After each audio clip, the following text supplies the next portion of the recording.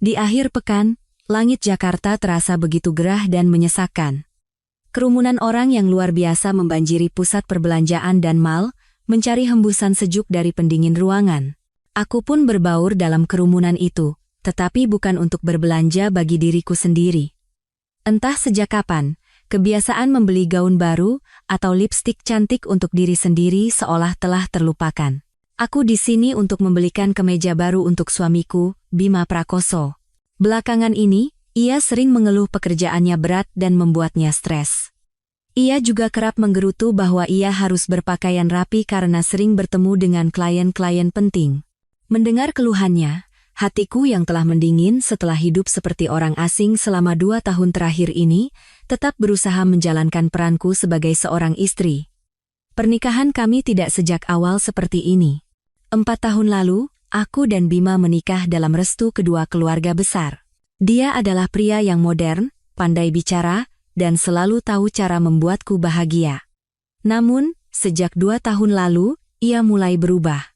Makan malam bersama di rumah semakin jarang terjadi, dan sapaan mesra pun mengering. Ia selalu pulang larut malam dan pergi pagi-pagi sekali dengan alasan pekerjaan. Aku tersiksa, terus-menerus bertanya pada diri sendiri, apakah aku melakukan kesalahan? Atau memang beginilah pernikahan seiring berjalannya waktu? Aku mencoba memperbaiki hubungan kami. Aku memasak makanan kesukaannya dan berdandan lebih cantik bahkan saat di rumah, tetapi yang kudapatkan hanyalah sikap acuh tak acuh, bahkan terkadang respons yang penuh kejengkelan. Aku pun perlahan-lahan lelah, dan rumah kami hanya diisi oleh keheningan yang menakutkan. Aku menelusuri toko-toko pakaian pria dengan perlahan, mencari kemeja yang pas dengan postur tubuh Bima. Saat itulah, sebuah siluet yang familiar tertangkap oleh mataku.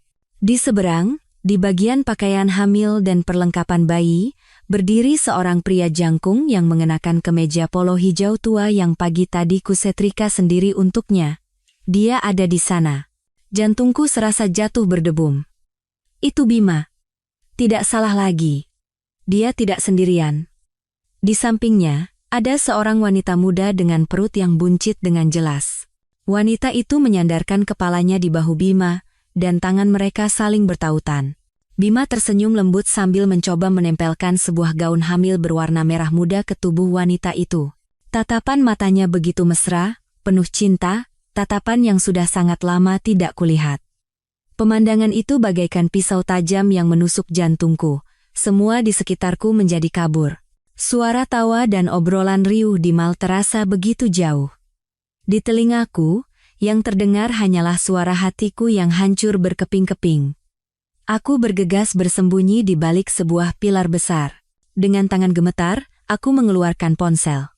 Aku sendiri tidak tahu mengapa aku melakukan ini. Mungkin ini adalah reaksi bawah sadar untuk merekam bukti dari kebenaran yang kejam ini. Jari-jariku menekan layar tanpa arah, mengambil foto dan merekam video singkat. Kulihat Bima merangkul pinggang wanita itu. Mereka berbisik sesuatu, lalu tertawa cerah bersama. Mereka tampak seperti keluarga yang sangat bahagia. Dan aku, istrinya yang sah, harus bersembunyi di sini seperti seorang pencuri. Mereka berjalan bersama menuju kasir. Aku menahan napas dan terus mengamati. Bima mengeluarkan dompetnya, dan saat aku melihat apa yang ia berikan kepada kasir, tubuhku membeku. Itu adalah kartu kredit tambahan yang kuberikan padanya, yang terhubung dengan rekening utamaku. Ia selalu berkata bahwa gajinya harus digunakan untuk kepentingan bisnis yang penting, jadi ia memintaku untuk mengurus biaya hidup rumah tangga. Aku percaya padanya, tak sedetik pun aku meragukannya. Ternyata, uangku tidak hanya digunakan untuk membangun rumah tangga kecil kami, tetapi juga untuk membangun rumah tangga lain di luar sana. Rasa sakit yang luar biasa membuncah di dada, tetapi anehnya, air mata tak kunjung keluar. Mungkin rasa sakit yang terlalu hebat telah mengeringkan kelenjar air mataku. Aku berdiri terpaku di tempat, menatap punggung mereka yang pergi sambil bergandengan tangan, membawa tas belanja berisi perlengkapan bayi yang cantik. Baru setelah mereka menghilang, aku perlahan-lahan merosot, bersandar pada pilar yang dingin. Aku telah dikhianati secara sistematis dan kejam. Pria yang paling kucintai dan kupercayai telah menipuku. Dan masalah ini tampaknya lebih dari sekadar perselingkuhan biasa. Aku tidak ingat bagaimana aku bisa keluar dari mal dan menyetir ke rumah orang tuaku. Sepanjang perjalanan, kepalaku kosong, dan hanya adegan Bima memperlakukan wanita itu dengan mesra yang terus berputar ulang seperti film gerak lambat. Kemeja yang hendak kubelikan untuknya masih berada di dalam tas belanja. Kini, semua terasa seperti sebuah komedi yang tragis. Setibanya di rumah, aku langsung berlari ke kamarku, membanting pintu, dan merebahkan diri di atas tempat tidur. Barulah saat itu, air mata yang kutahan meledak, panas dan perih. Ibu Retno, ibuku, yang mendengar suara itu, bergegas masuk. Melihat keadaanku yang menyedihkan, ibu tidak bertanya apa-apa. Ia hanya duduk diam di sampingku dan menepuk-nepuk punggungku dengan lembut. Tangan ibu, seperti biasa, terasa hangat dan menenangkan, tempat berlindung teramanku. Sambil terisak-isak, aku menceritakan semuanya pada ibu. Suaraku terus terputus karena tangisan. Aku juga menunjukkan foto dan video yang kuambil. Kukira ibu akan marah, memaki Bima, dan menyuruhku segera melabraknya. Namun, ibu berbeda. Setelah selesai menonton video, raut wajahnya mengeras, tetapi suaranya anehnya begitu tenang. Ibu sama sekali tidak tampak terkejut, seolah-olah ia sudah menduga sesuatu. Ibu memegang tanganku, menyeka air mataku, dan berkata, "Sudah, jangan menangis lagi, Rania. Menangis sekarang tidak akan menyelesaikan apa-apa. Kamu mau langsung ke sana, teriak-teriak, bertengkar, lalu apa, bercerai?" Aku tersentak. Cerai. Dua kata yang tidak pernah terlintas di benakku. Meskipun hubungan kami mendingin dan menyakitkan, aku tidak pernah membayangkan akan bercerai dengan Bima. Aku tidak tahu, Bu. Pikiranku kacau sekali. Ibu menghela napas panjang, sebuah hela napas yang syarat dengan pemahaman dan pengalaman seorang yang lebih tua. Ibu menatap lurus ke mataku dan berkata dengan tegas, "Dengarkan ibu baik-baik, Rania. Kalau sudah sampai sejauh ini bukan lagi masalah perselingkuhan biasa. Fakta bahwa dia memakai kartumu untuk membelikan barang wanita itu, apalagi barang untuk bayi mereka yang akan lahir, itu artinya dia sudah tidak menganggapmu sebagai manusia lagi. Ini bukti bahwa semua ini sudah ia rencanakan sejak lama. Kalau kamu sekarang membuat keributan, kamu hanya akan menjerumuskan dirimu sendiri. Dia pasti akan mengelak, atau yang lebih buruk, dia akan mengakuinya dengan mudah dan mendesakmu untuk segera bercerai. Lalu apa yang kamu punya di tanganmu? Beberapa lembar foto yang kamu ambil diam-diam ini? Ini tidak cukup." Setiap kata ibu seolah menyiramkan air dingin ke kepalaku, membuatku sadar. Benar. Jika aku meledak sekarang, aku tidak akan mendapatkan apa-apa selain Cap sebagai istri yang buta karena cemburu. Bima akan dengan mudah menyangkal semuanya, dan aku akan menjadi pihak yang kalah. Lalu aku harus bagaimana, Bu? Tanyaku dengan suara yang masih bergetar. Ibu menggenggam tanganku lebih erat, seolah menyalurkan kekuatan yang tak terlihat. "Mulai sekarang, kamu harus berpura-pura tidak tahu apa-apa. Di rumah, tetaplah bersikap seperti istri yang bijaksana dan penuh kasih. Semakin kamu menunjukkan bahwa kamu tidak curiga, dia akan semakin lengah. Selama itu, kamu dan ibu akan diam-diam mengumpulkan bukti. Bukan hanya bukti perselingkuhannya, tetapi juga bukti mengenai aset dan keuangannya. Ini mungkin bukan perbuatan dia seorang diri. Ada kemungkinan besar keluarganya tahu tapi memilih diam. Kita harus menyelidiki sampai tuntas apa yang telah dia lakukan di belakangmu selama 2 tahun ini. Saat semua bukti sudah di tangan kita, saat dia sama sekali tidak bisa mengelak lagi, barulah kita berikan pukulan yang mematikan. Anak ibu tidak bisa diperlakukan seperti ini dan diam saja. Rencana ibu membuatku takut, tetapi di saat yang sama, memberiku secercah harapan. Harus berpura-pura tidak tahu apa-apa padahal hatiku hancur berkeping-keping. Harus berhadapan muka setiap hari dengan seorang pengkhianat. Itu adalah siksaan yang mengerikan. Namun, ibu benar. Sekarang bukan waktunya untuk menjadi lemah. Aku sudah terlalu lama dibohongi. Kini saatnya aku memperjuangkan keadilanku sendiri. Ini bukan hanya untuk diriku, tetapi juga untuk orang tuaku, untuk semua yang telah keluarga kami korbankan demi pernikahan ini. Aku menyeka air mata dan menarik napas dalam-dalam untuk menenangkan diri. Aku menatap ibu, tatapanku kini jauh lebih mantap.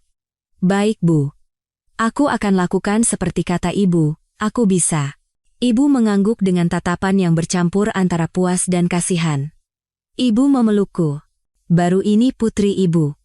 Semangat ya nak, ada ibu di sini. Mulai sekarang, ini pertarungan kita berdua. Malam itu, aku kembali ke rumah yang pernah kusebut sebagai surgaku. Bima sudah pulang lebih dulu. Ia sedang menonton TV di ruang keluarga. Melihatku, ia hanya melirik sekilas dan bertanya acuh tak acuh, dari mana saja? Baru pulang. Tadi mampir ke rumah ibu sebentar. Aku juga sudah belikan mas kemeja baru. Aku menyodorkan tas belanja padanya dengan senyum yang kupaksakan dengan sekuat tenaga. Bima mengambil tas itu, bahkan tanpa niat untuk membukanya, hanya bergumam, "Oh," lalu kembali memfokuskan pandangannya ke layar TV. Sikap acuh tak acuhnya kali ini justru membuatku lega. Dia sama sekali tidak menyadari perubahan di mataku, atau betapa tidak alaminya senyumku. Malam itu, aku berbaring memunggunginya, berpura-pura sudah tidur lelap, tetapi dalam kegelapan, mataku terbuka lebar. Perangku baru saja dimulai. Beberapa hari berikutnya adalah waktu terpanjang dalam hidupku. Tinggal satu atap, makan di meja yang sama, dan tidur di ranjang yang sama dengan orang yang mengkhianatiku, adalah sebuah hukuman yang mengerikan. Aku bangun pagi-pagi setiap hari, menyiapkan sarapan, dan menyetrika pakaian yang akan dipakai Bima ke kantor. Setiap malam, aku menunggunya pulang dan menyiapkan makan malam. Aku memainkan peran sebagai istri yang baik dan berbakti dengan sempurna, tanpa satu kata pun keluhan. Senyum selalu tersungging di bibirku, tetapi di dalam hatiku, jantungku sudah mengeras seperti batu. Bima sepertinya sama sekali tidak menyadari perubahanku. Atau mungkin, ia terlalu sibuk dengan kebahagiaan barunya sehingga tidak punya waktu untuk peduli pada istri lamanya ini. Semakin sempurna aktingku, semakin lengah dirinya. Ia masih pergi pagi dan pulang larut, diam-diam menelepon di kamar mandi, dan buru-buru menghapus pesan-pesannya. Namun, kini semua tindak tanduknya tidak bisa luput dari pengawasanku. Atas saran ibu, aku memulai penyelidikanku sendiri. Yang pertama adalah masalah keuangan. Selama ini, aku sepenuhnya mempercayai Bima. Setiap bulan, ia memberiku uang belanja, dan sisanya ia katakan digunakan untuk tabungan dan investasi. Aku tidak pernah bertanya tentang gaji atau bonusnya. Itulah kesalahan terbesarku. Aku mulai dengan memeriksa kembali semua riwayat transaksi bank di rekening gabungan kami dan rekening pribadiku selama 2 tahun terakhir. Aku duduk berjam-jam di ruang kerja, mencocokkan setiap angka, dan tak lama kemudian, aku menemukan sesuatu yang aneh. Sekitar setahun yang lalu, Bima mendapat promosi dan gajinya naik hampir 1,5 kali lipat. Aku tahu itu karena pernah mendengarnya dengan gembira menceritakannya saat menelepon temannya.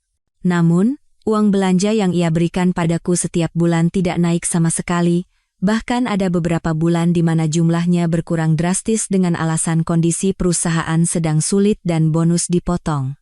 Lalu, kemana selisih uang itu pergi? Aku mencatat dengan teliti semua angka dan tanggal yang ganjil di sebuah buku catatan. Semakin kuhitung, semakin merinding punggungku. Uang yang hilang selama 2 tahun terakhir bukanlah jumlah yang sedikit, cukup untuk membeli sebuah apartemen tipe studio. Selanjutnya, aku mencari cara untuk memeriksa ponselnya. Ini jauh lebih sulit karena Bima sangat berhati-hati dan hampir tidak pernah melepaskan ponsel dari tangannya. Namun, kesempatan itu datang. Suatu malam, ia meninggalkan ponselnya di atas meja saat pergi mandi. Jantungku berdebar kencang. Aku buru-buru mengunci pintu kamar dan mengambil ponselnya. Untungnya, ia tidak mengganti kata sandinya. Waktuku tidak banyak. Aku melewatkan pesan atau WhatsApp karena pasti sudah ia hapus semua. Aku langsung masuk ke daftar kontak. Aku menelusurinya. Tetapi tidak ada nama wanita yang mencurigakan. Namun, saat itu, perhatianku tertuju pada satu nama yang disimpan dengan sangat aneh, Mitra Royal Residence. Aku menekan untuk melihat detailnya. Nomor itu tidak terdaftar di WhatsApp. Firasatku mengatakan ada sesuatu yang aneh. Mengapa menyimpan nama mitra dengan menyertakan nama lokasi di belakangnya? Royal Residence adalah nama sebuah kompleks apartemen mewah yang baru dibangun di kawasan Kebayoran Baru. Aku buru-buru memotret nomor itu dengan ponselku. Aku juga dengan cepat memeriksa riwayat panggilan. Nama mitra Royal Residence muncul dengan frekuensi yang luar biasa. Ada hari di mana mereka menelepon puluhan kali, dan durasi panggilannya bisa lebih dari 1 jam. Terutama, panggilan itu sering terjadi saat jam makan siang atau larut malam. Tepat saat itu, suara air di kamar mandi berhenti. Aku terkejut, buru-buru menutup aplikasi kontak, menghapus jejak dari daftar aplikasi yang baru digunakan, dan meletakkan ponsel itu kembali ke tempat semula. Beberapa detik kemudian, Bima keluar. Jantungku masih berdebar kencang, tetapi aku berhasil mempertahankan ekspresi tenang dan berpura-pura sedang membaca buku. Malam itu, aku memberitahu ibu tentang temuan-temuan baruku melalui telepon. Ibu terdiam sejenak, lalu berkata, "Nomor itu, jangan gegabah meneleponnya. Simpan saja dulu, dan tempat yang bernama Royal Residence itu, besok coba kamu datangi. Tapi harus sangat hati-hati. Jangan sampai ketahuan." "Baik, Bu. Untuk masalah uang, terus kumpulkan bukti. Cetak semua riwayat transaksi, tandai pos-pos yang aneh. Semua harus dalam bentuk dokumen hitam di atas putih, agar punya kekuatan hukum di pengadilan nanti." Setelah menutup telepon dari ibu, aku merasa sedikit lebih kuat. Jalan di depan masih terjal, tetapi kini aku tidak sendirian. Ibu ada di sisiku, menuntun langkah demi langkah. Petunjuk pertama telah muncul, dan aku merasa aku berada di jalur yang benar. Selubung rahasia pengkhianatan Bima perlahan-lahan mulai tersingkap. Keesokan paginya, aku memberitahu Bima bahwa aku akan berada di rumah orang tuaku seharian dan baru akan kembali malam hari. Ia sama sekali tidak peduli dan hanya mengangguk seolah berkata, "Terserah." Sikap acuh tak acuhnya membuat rencanaku semakin mudah. Setelah Bima berangkat kerja, aku tidak langsung ke rumah orang tuaku, melainkan mengemudikan mobil ke kompleks apartemen Royal Residence di Kebayoran Baru. Tempat itu baru, mewah, dan eksklusif.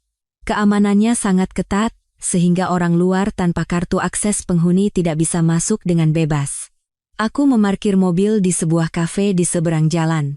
Dari sini, aku bisa mengamati seluruh gerbang utama apartemen. Aku memesan secangkir kopi, duduk di sudut, dan mulai menunggu. Waktu berjalan lambat. Aku sendiri tidak tahu apa yang sedang kutunggu. Apakah Bima akan datang ke sini? Atau ini hanya kebetulan? Ratusan pertanyaan berputar di kepalaku. Saat hampir pukul 12 siang, sebuah mobil yang kukenal perlahan-lahan memasuki gerbang utama, mobil Bima. Jantungku serasa berhenti berdetak.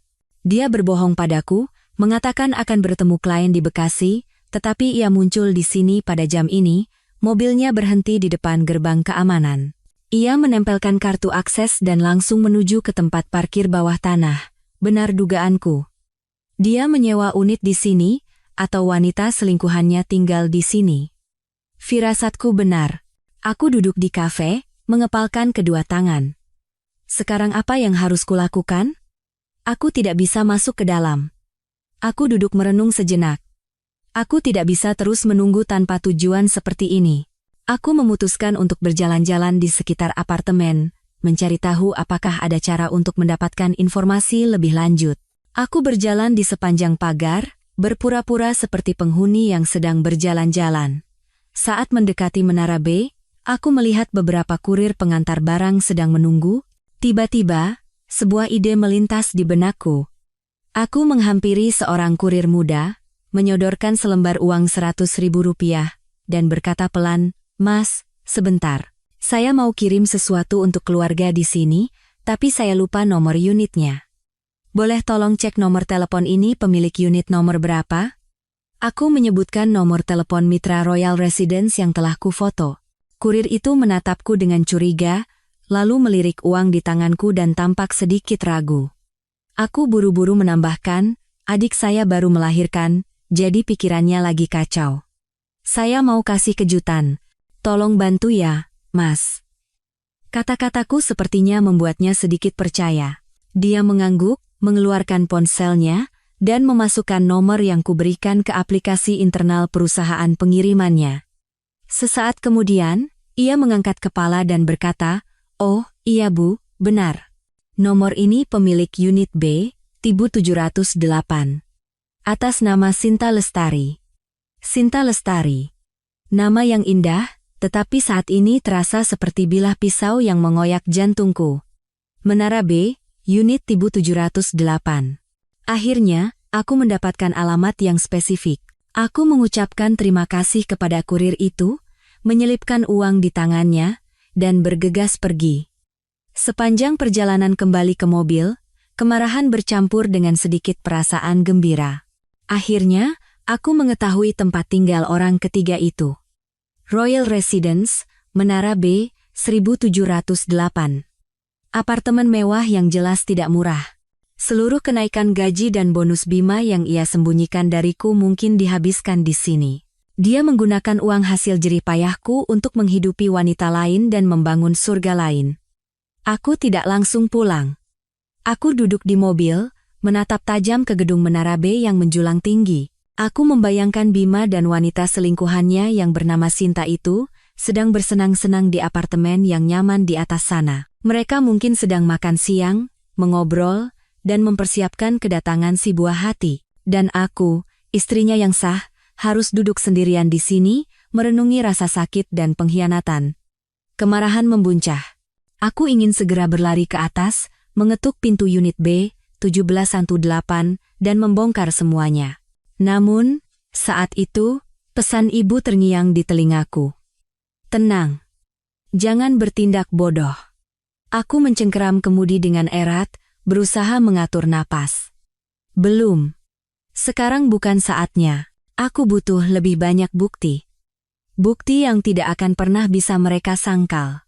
Hari itu, aku duduk di dalam mobil hingga matahari terbenam. Pukul 5 sore lewat, mobil Bima terlihat keluar dari parkir bawah tanah. Ia pergi. Mungkin kembali ke rumah, untuk memerankan perannya sebagai suami teladan. Aku menunggu sejenak, lalu menyalakan mesin. Namun, aku tidak pulang. Aku mengarahkan mobil ke kantor jasa detektif swasta yang direkomendasikan seorang teman. Aku sadar ada hal-hal yang tidak bisa kulakukan sendirian.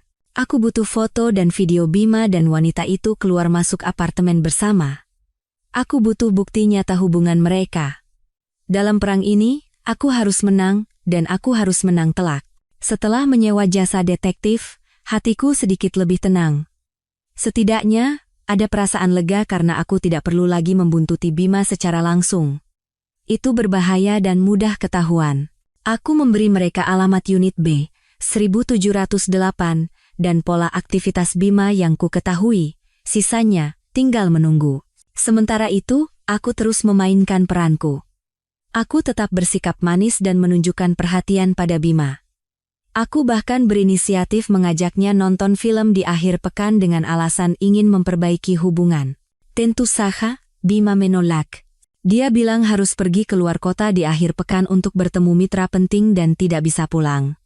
Aku hanya tersenyum dan berkata, "Kalau begitu hati-hati di jalan ya, Mas. Jaga kesehatan, meskipun aku sudah tahu siapa mitra pentingnya dan di mana lokasinya." Beberapa hari kemudian, aku menerima telepon dari Mbak Rina, istri Pak Mino, rekan kerja sekaligus atasan langsung Bima. Kami cukup akrab dan sesekali minum kopi atau berbelanja bersama. "Rania, akhir pekan ini ada waktu? Kita ke Spayu. Belakangan ini wajahmu kelihatan agak kusam." Aku langsung setuju. Aku juga butuh seseorang untuk diajak bicara, untuk melepaskan stres yang menumpuk di hati. Kami sepakat bertemu di spa langganan kami pada Sabtu sore. Saat sedang menikmati pijatan yang menenangkan, Mbak Rina tiba-tiba bertanya, Ran, ini aku penasaran banget, jangan tersinggung ya. Kamu sama Mas Bima lagi ada masalah?" Aku terkejut, tetapi berusaha mempertahankan ekspresi tenang. "Kenapa tanya begitu, Mbak? Kami baik-baik saja, kok." Mbak Rina menurunkan suaranya dengan ekspresi menyesal.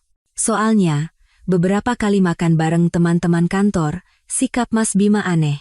Dia itu kayak bersikap seolah-olah dia lajang. Karyawan-karyawan baru yang perempuan suka godain dia, tapi dia sama sekali nggak nolak, malah kayaknya menikmati. Jantungku mencelos, tetapi aku memaksakan senyum. Bercanda kali, Mbak. Mas Bima kan memang suka iseng. Mbak Rina menghela napas, seolah tidak percaya dengan kata-kataku.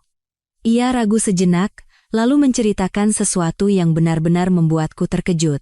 Ini aku dengar dari obrolan anak-anak timnya Mas Bima, katanya, Mas Bima bilang ke orang-orang kalau dia sudah cerai sama kamu 2 tahun lalu. Sekarang dia itu bujangan emas paling top di kantor. Semua orang percaya itu benar. Soalnya, selama 2 tahun terakhir kamu kan gak pernah datang ke kantor, acara kumpul-kumpul atau gathering kantor juga dia selalu datang sendiri. Setiap kata Mbak Rina bagaikan palu godam yang menghantam kepalaku. Cerai 2 tahun lalu, bujangan emas? Berarti, di mata rekan-rekan kerjanya, aku sudah lama bukan lagi istrinya. Dia telah membangun sebuah drama yang sempurna, sebuah jaring kebohongan yang rumit, untuk menutupi kehidupan gandanya. Dia tidak hanya menipuku, tetapi juga semua orang di sekitarnya. Saat itu, rasa sakit di dalam diriku berubah menjadi amarah yang membara. Dia telah menginjak-injak harga diriku, meniadakan keberadaanku, dan membuat pernikahan kami menjadi sebuah lelucon. Selama 2 tahun terakhir, saat aku di rumah mengurus rumah tangga dan mengkhawatirkannya, dia di luar sana sedang memainkan drama lain. Dalam drama itu, dia adalah pria sukses, bebas, dan tanpa ikatan. Melihat wajahku pucat pasi, Mbak Rina memegang tanganku dengan cemas. Rania, kamu nggak apa-apa? Mungkin orang-orang salah dengar. Aku menggeleng dan memaksakan senyum. Nggak apa-apa, Mbak. Mungkin ada salah paham. Nanti di rumah aku tanya lagi sama Mas Bima. Namun, aku tahu, tidak ada salah paham di sana. Semuanya adalah kebenaran yang telanjang dan kejam. Itu menjelaskan semuanya. Sikap dinginnya, perjalanan dinasnya yang mendadak, ketidakpeduliannya pada keluarga. Karena di dalam hatinya, keluarga ini sudah tidak ada lagi. Setelah keluar dari spa, aku tidak langsung pulang. Aku berjalan tanpa tujuan di jalanan kota yang ramai. Kupikir aku sudah siap menghadapi skenario terburuk. Namun, kebenaran ini menghancurkanku. Dia tidak hanya berselingkuh. Dia ingin menghapus keberadaanku sepenuhnya dari hidupnya. Malam itu, saat Bima pulang, aku menatapnya dengan pandangan yang berbeda. Pria yang duduk di hadapanku, orang yang pernah kucintai, suamiku, namun, ia terasa begitu asing, seperti orang lain. Siapakah dia? Berapa banyak kehidupan berbeda yang ia jalani yang sama sekali tidak ku ketahui?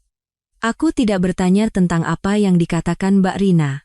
Aku tahu itu sia-sia. Dia akan menyangka lagi, membuat alasan lain. Aku hanya diam mengamati setiap gerak-geriknya, setiap kata-katanya. Dan aku sadar. Semuanya bohong. Senyumnya, perhatiannya yang pura-pura, semuanya adalah bagian dari drama yang ia ciptakan. Malam itu, aku menerima email pertama dari jasa detektif. Email itu berisi lampiran foto-foto yang sangat jelas. Bima dan selingkuhannya, Sinta Lestari, bergandengan tangan memasuki lobi apartemen Royal Residence.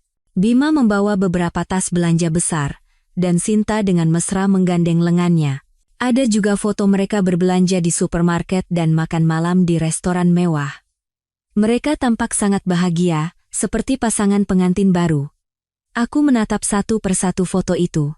Jantungku tidak lagi merasakan sakit. Yang tersisa hanyalah kehampaan dan kebencian. Jaring kebohongannya, aku pasti akan merobeknya dengan tanganku sendiri.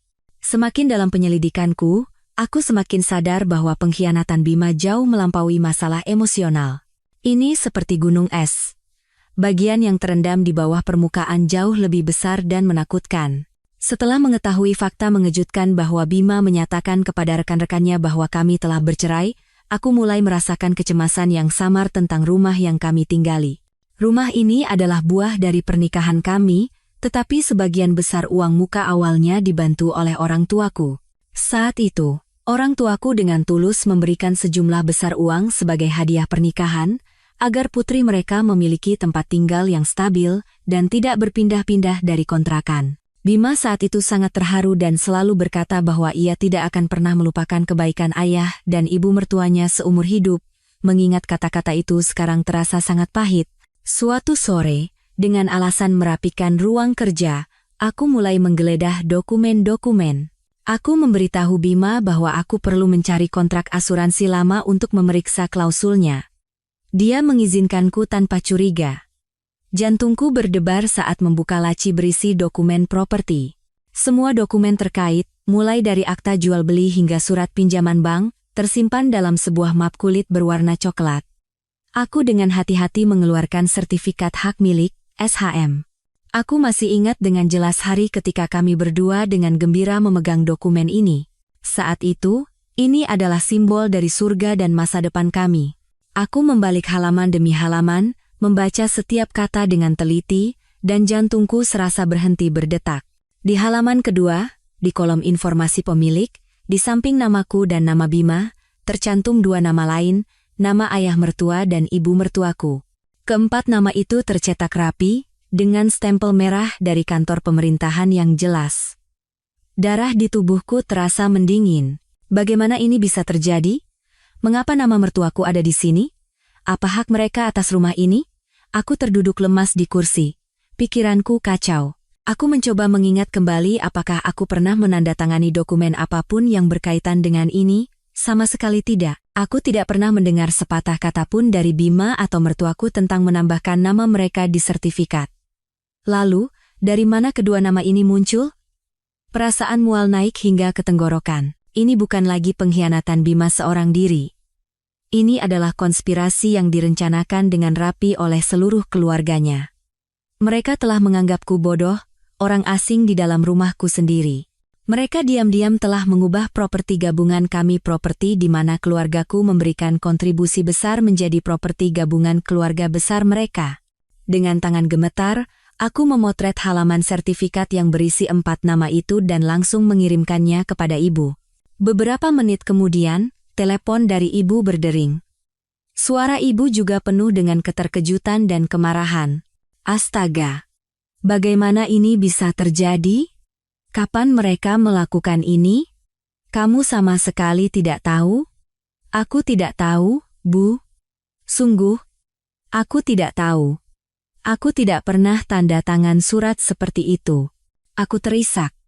Ibu terdiam sejenak, menenangkan diri, lalu berkata dengan suara tegas, "Rania, tenang dan dengarkan ibu. Pasti dia menipumu untuk menandatangani dokumen yang tidak kamu ketahui.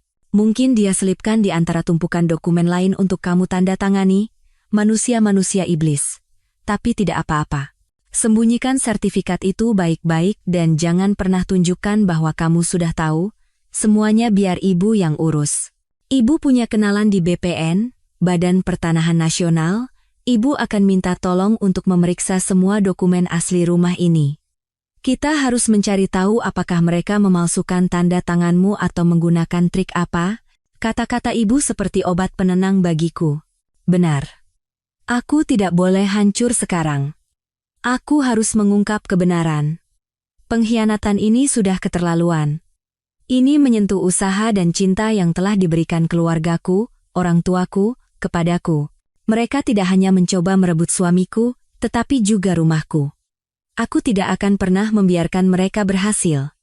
Malam itu, Bima pulang dengan wajah tenang seolah tidak terjadi apa-apa. Ia bahkan bertanya apakah aku sudah menemukan kontrak asuransi. Aku tersenyum dingin. Sudah, kutemukan. Aku simpan baik-baik.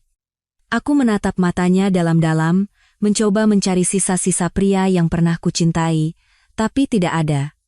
Yang ada hanyalah kebohongan dan perhitungan. Dia dan keluarganya, mereka bersama-sama menenun jaring laba-laba untuk menjeratku dan mengambil semua milikku. Namun, mereka salah. Mangsa yang mereka anggap lemah ini tidak akan menyerah begitu saja. Guncangan akibat pencurian sertifikat dan perhiasan belum reda, serangan baru datang secara langsung. Suatu malam, saat aku sedang memeriksa kembali bukti-bukti yang telah kukumpulkan, muncul permintaan pertemanan WhatsApp dari akun yang tidak dikenal. Nama akunnya Sinar Mentari, foto profilnya bunga matahari. Biasanya aku tidak menerima permintaan dari orang asing, tetapi sesuatu mendorongku untuk menekan profil orang itu. Jantungku kembali berhenti berdetak. Profil sinar mentari penuh dengan foto-foto seorang ibu hamil yang tampak sangat bahagia. Dan wanita itu tidak lain adalah Sinta Lestari, selingkuhan suamiku. Ada foto ia berdiri di balkon apartemen Royal Residence dengan latar belakang pemandangan kota malam hari. Ada juga foto di dalam mobil Bima sambil meletakkan tangan di perutnya dengan senyum puas. Dan yang paling menyakitkan adalah foto bersama di mana ia menyandarkan kepala di bahu Bima. Keduanya tersenyum cerah menatap kamera. Bersama foto itu, ada tulisan, "Anak kita, semoga lahir sehat seperti papa ya, dan sayang sama mama." Darah di tubuhku terasa mendidih. Ini adalah provokasi yang jelas dan terang-terangan. Ia sengaja menunjukkan semua ini padaku.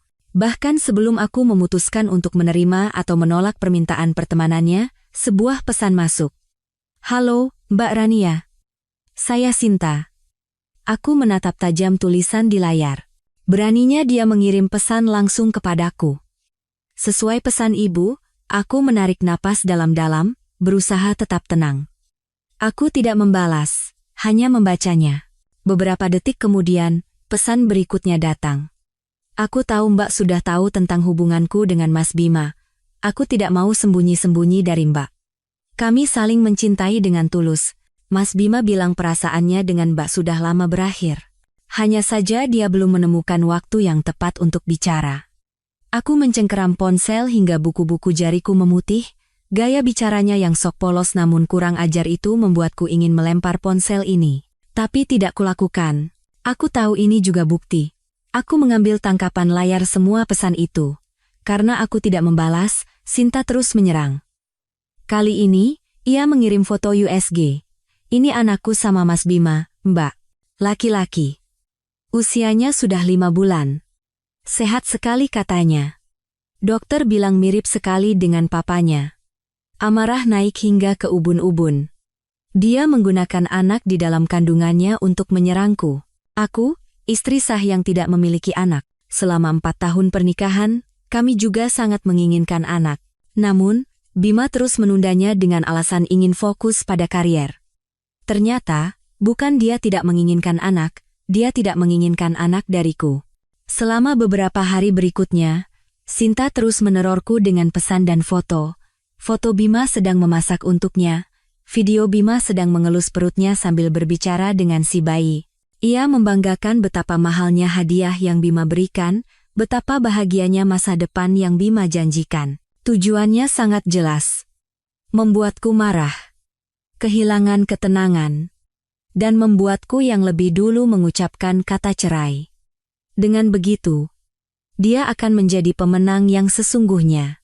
Aku menceritakan hal ini kepada ibu. Setelah mendengarnya, ibu hanya mendengus. "Anak kemarin sore, dia pikir kamu akan hancur dengan permainan kekanak-kanakan seperti itu. Biarkan saja dia terus mengirim pesan. Semakin kamu diam, dia akan semakin gelisah. Ambil tangkapan layar semuanya untuk dijadikan bukti. Nanti di pengadilan, itu akan menunjukkan wajah aslinya, wajah orang ketiga yang tidak tahu malu dan licik." Tapi ini menyakitkan sekali, Bu. Setiap kali melihat pesannya, aku tidak tahan.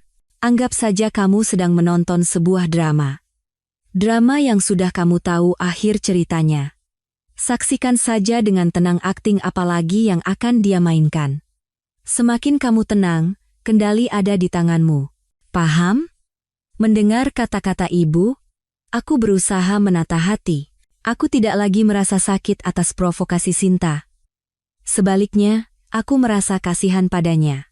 Dia mungkin merasa bangga telah merebut pria baik dan keluarga bahagia, tetapi dia sama sekali tidak tahu bahwa dirinya hanyalah bidak catur yang dimanfaatkan dalam rencana Bima dan keluarganya. Pria yang bisa begitu kejam pada istri yang telah menemaninya selama 4 tahun, suatu saat nanti bisa melakukan hal yang sama padanya. Aku tidak membalas pesan apapun, dan tidak memblokir akun Sinta. Aku hanya menjadi penonton yang diam, mengumpulkan satu persatu bukti untuk babak final. Jika kukira sifat kurang ajar Sinta Lestari hanya akan berhenti pada pamer perasaan dan kehamilan, aku salah besar. Suatu hari, Ia mengirim pesan yang isinya benar-benar membuatku terkejut. Aku dengar dari Mas Bima, waktu menikah dulu, orang tua Mbak kasih hadiah sepasang gelang emas motif naga dan phoenix ya, pasti cantik sekali. Aku juga suka model seperti itu, nanti kalau kami menikah, aku mau minta Mas Bima buatkan yang sama. Aku membaca pesan itu berulang kali. Firasat buruk mulai merayap. Gelang naga dan phoenix itu adalah peninggalan berharga dari nenekku. Ibu memberikannya padaku di hari pernikahan sambil berpesan untuk menjaganya baik-baik. Gelang itu tidak hanya memiliki nilai materi, tetapi juga makna spiritual yang besar, simbol restu seluruh keluarga untukku. Selain aku, Bima, dan orang tuaku, tidak ada yang tahu keberadaannya. Mengapa Bima menceritakan tentang barang pribadi seperti itu kepada selingkuhannya? Dan mengapa wanita itu menyebutkannya sekarang? Firasat burukku semakin kuat. Aku bergegas menuju kamar tidur. Di sana, ada sebuah brankas tempat kami menyimpan dokumen penting dan barang berharga. Kunci brankas ada 2, satu kupegang, satu lagi dipegang Bima. Dengan tangan gemetar, aku memasukkan kunci dan memutar kombinasi nomor. Pintu besi yang berat itu terbuka. Isinya kosong. Kotak beludru merah tempat gelang naga dan phoenix itu disimpan telah lenyap. Map berisi sertifikat hak milik asli juga tidak ada. Hanya tersisa beberapa buku tabungan atas namaku dan sedikit uang tunai. Seluruh tenaga di tubuhku seolah terkuras. Aku terduduk di lantai. Mereka mengambilnya. Bima sendiri yang membuka brankas dan mencuri hadiah pernikahanku yang paling berharga, bahkan dokumen rumah. Dia mengambil semuanya. Dia tidak hanya mengkhianati perasaan dan menipu uang, dia adalah seorang pencuri di dalam rumahnya sendiri. Air mata mengalir tak terbendung. Ini bukan lagi rasa sakit seorang istri yang dikhianati. Ini adalah luka yang dalam ketika kepercayaan diinjak-injak dengan cara paling kejam. Kukira, meskipun hatinya telah berubah, setidaknya masih ada sedikit rasa hormat yang tersisa di antara kami. Ternyata tidak. Tindakannya membuktikan bahwa di matanya, aku bukan apa-apa. Semua kenangan dan kebaikan telah ia buang tanpa ampun. Aku menelepon ibu. Suaraku tercekat oleh isak tangis. Setelah mendengarnya, ibu terdiam lama. Melalui napasnya yang berat di seberang telepon, aku bisa merasakan amarah yang membara di dalam hatinya. Bagus sekali, bedebah-bedebah itu. Sampai sejauh ini mereka berani bertindak. Mereka tidak hanya ingin aku pergi dengan tangan kosong, tapi juga mencuri semua milikku. Kemudian, ibu tiba-tiba kembali tenang. Suaranya menjadi dingin dan tegas. Rania, jangan menangis. Air mata tidak akan menyelesaikan apa-apa sekarang. Dengarkan ibu baik-baik. Fakta bahwa mereka mengambil sertifikat dan gelang itu justru membuat mereka masuk ke dalam perangkap sendiri. Kamu pura-pura saja tidak tahu apa-apa. Jangan sampai mereka tahu kamu sudah menyadarinya. Biarkan mereka merasa menang, ibu punya cara. Aku tidak mengerti apa rencana ibu, tetapi ketenangannya membuatku merasa aman. Aku menyeka air mata dan memaksakan diri untuk bangkit. Rasa sakit telah berubah menjadi kebencian. Kelemahan digantikan oleh tekad sekuat baja. Apa yang telah mereka rebut dariku, aku pasti akan merebutnya kembali berkali-kali lipat. Tidak ada lagi penyesalan atas pernikahan ini. Yang kuinginkan sekarang hanyalah keadilan. Keadilan untuk diriku dan keluargaku. Aku menatap sekali lagi brankas yang kosong dan berjanji dalam hati, Bima Prakoso, nikmatilah sepuasnya kau dan keluargamu. Waktu bersenang-senang kalian tidak akan lama lagi. Setelah guncangan pencurian perhiasan dan sertifikat, aku mengikuti kata-kata ibu untuk tidak menunjukkan gelagat apapun bahwa aku mengetahui segalanya. Aku terus melanjutkan akting sempurnaku. Terkadang, aku merasa jijik pada diriku sendiri. Namun, setiap kali aku melihat brankas yang kosong, kebencian di dalam diriku semakin membara. Sementara itu, ibu mulai bertindak. Ibu memiliki seorang teman lama yang suaminya pernah bekerja di kantor BPN. Meskipun sudah pensiun, koneksinya masih ada. Ibu menemuinya dan dengan cerdik merangkai cerita. Ia hanya mengatakan bahwa ada beberapa hal yang tidak jelas di dokumen rumah putrinya dan ia ingin memastikan apakah ada kesalahan. Beberapa hari kemudian, telepon dari teman ibu datang. Informasi yang ia berikan mengkonfirmasi kecurigaan terburuk kami. Bu Retno, sudah saya cek. Benar nama mertua putri ibu ditambahkan di sertifikat rumahnya. Dokumennya masuk sekitar setahun yang lalu. Ibu menahan amarah dan bertanya, lalu, apakah di dokumen itu ada tanda tangan kedua anak saya? Terdengar jeda sejenak di seberang telepon. Tentu saja. Sesuai aturan, perubahan kepemilikan aset bersama pasangan harus ditandatangani oleh keduanya di hadapan notaris. Di dokumen yang tersimpan, ada akta notaris yang ditandatangani oleh Rania dan Bima. Mendengar itu, ibu memahami segalanya. Ia berterima kasih kepada temannya dan menutup telepon.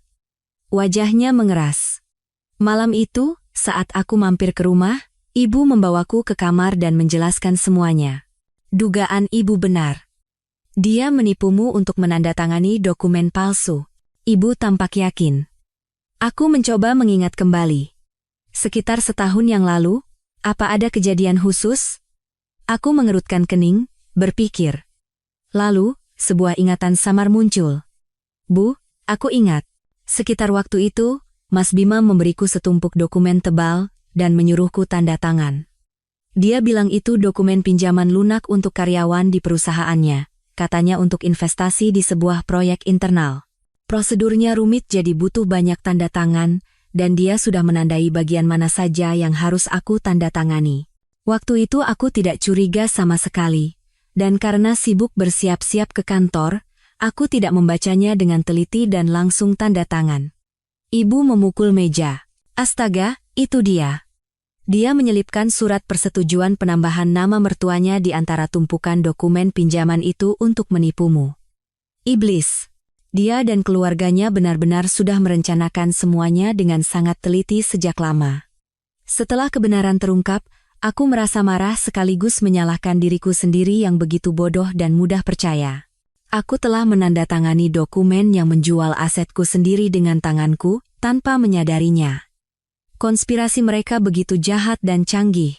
Mereka memanfaatkan kepercayaanku untuk menusukku dari belakang. Lalu bagaimana sekarang, Bu? Tanda tangannya asli milikku, bagaimana aku bisa menyangkalnya? Tanyaku cemas. Ibu menatapku. Tatapannya anehnya begitu tajam. Tanda tangannya asli, tetapi tujuan dari tanda tangan itu adalah penipuan. Ini jelas penipuan dan penggelapan aset. Jangan khawatir. Kita tidak akan membuat keributan sekarang. Biarkan mereka percaya rencana mereka berhasil dengan sempurna. Kita akan mengumpulkan bukti tambahan tentang bagaimana dia menipumu untuk menandatangani itu. Apa kamu ingat siapa yang ada di sana saat itu? Atau mungkin ada pesan atau email yang dia kirim tentang pinjaman lunak itu? Aku menggeleng. Waktu itu hanya ada kami berdua di rumah, dan dia hampir tidak pernah membahas hal penting lewat pesan, selalu lisan. Ibu berpikir sejenak. Tidak apa-apa, kalau tidak ada bukti langsung, kita cari bukti tidak langsung.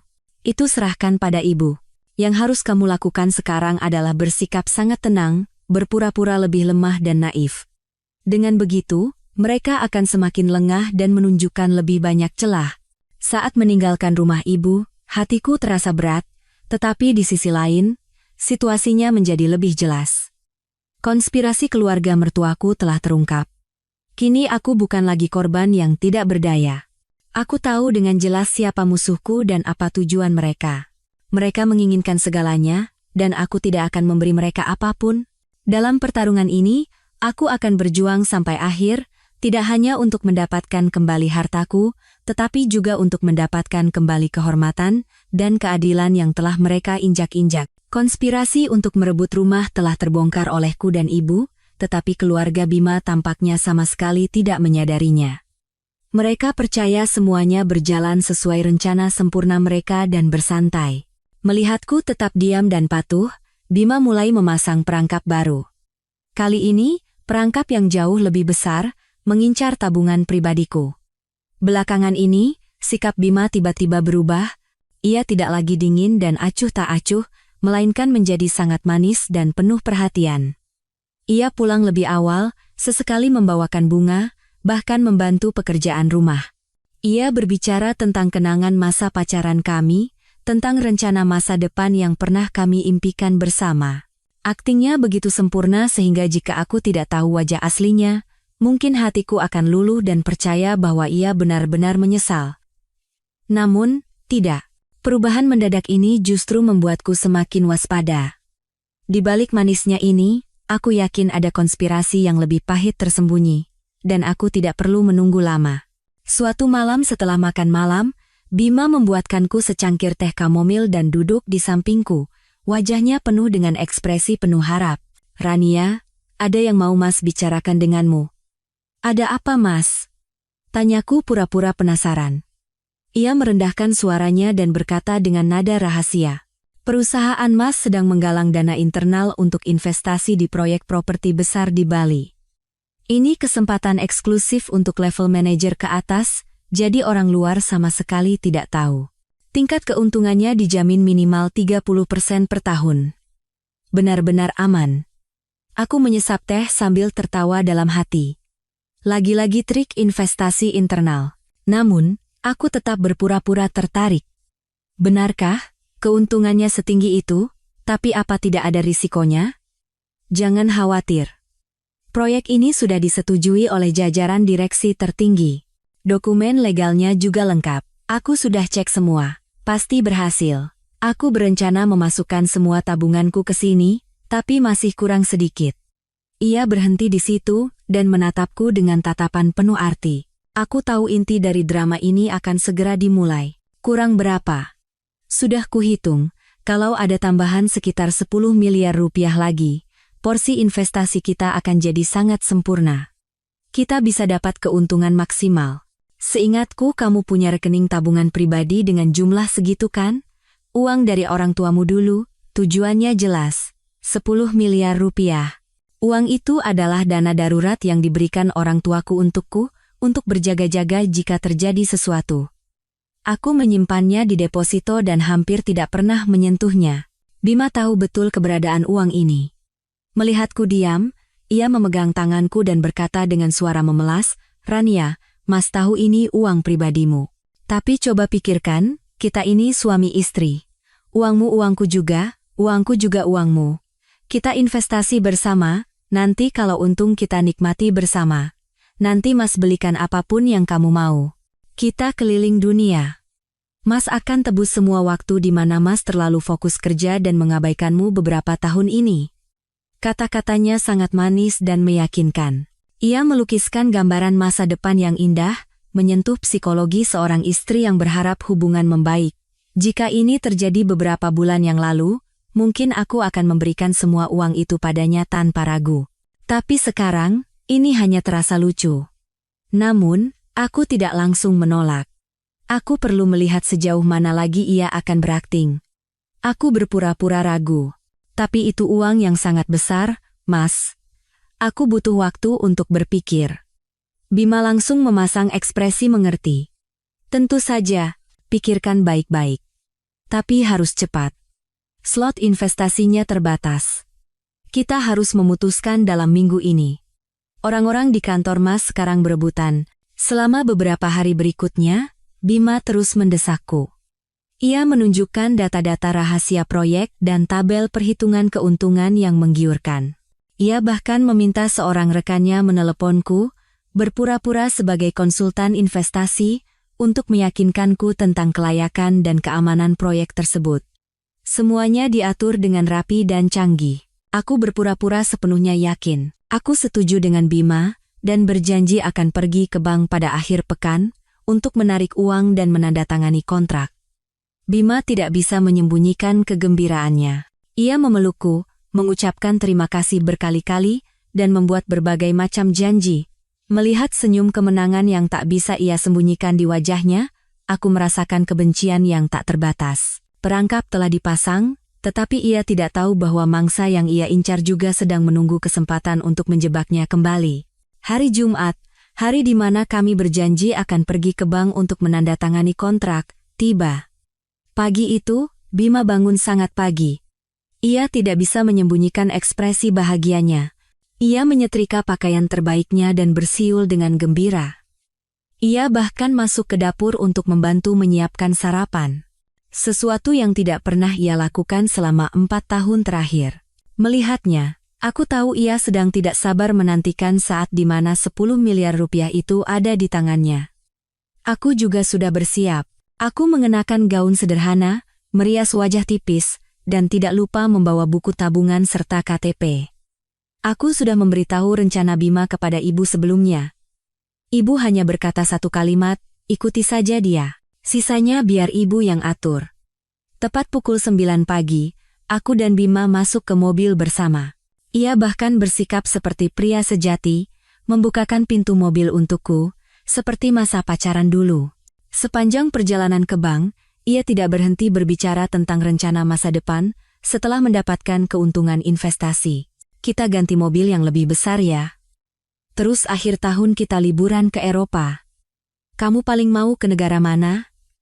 Aku hanya tersenyum dan mengangguk. Dalam hati aku berpikir, satu-satunya perjalanan yang akan segera kau alami mungkin adalah perjalanan jatuh ke jurang kebohonganmu. Kami tiba di bank. Bima memarkir mobil dan kami masuk bersama. Ia berbicara dengan petugas teller dengan sikap sangat profesional tentang penarikan tunai dalam jumlah besar. Tepat saat aku akan menandatangani formulir penarikan, ponselku tiba-tiba berdering keras. Nomor ibu. Aku melirik Bima, memasang ekspresi minta maaf, dan mengangkat telepon. Halo, ibu, ada apa? Di seberang telepon, suara ibu terdengar panik, bingung, dan bercampur isak tangis. Rania, ayahmu. Ayahmu kena stroke, dilarikan ke UGD. Cepat ke rumah sakit. Kata dokter kondisinya kritis. Telingaku berdengung. Meskipun aku tahu ini adalah bagian dari rencana ibu, suaranya yang begitu nyata membuat jantungku mencelos. Aku berusaha memainkan peranku dengan sempurna. Apa, Bu? Ayah di rumah sakit mana? RSCM. Cepat ke sini, Rania. Ibu takut sekali. Aku menutup telepon. Wajahku pucat pasi, tangan dan kakiku gemetar. Bima melihat itu dan bertanya, ada apa?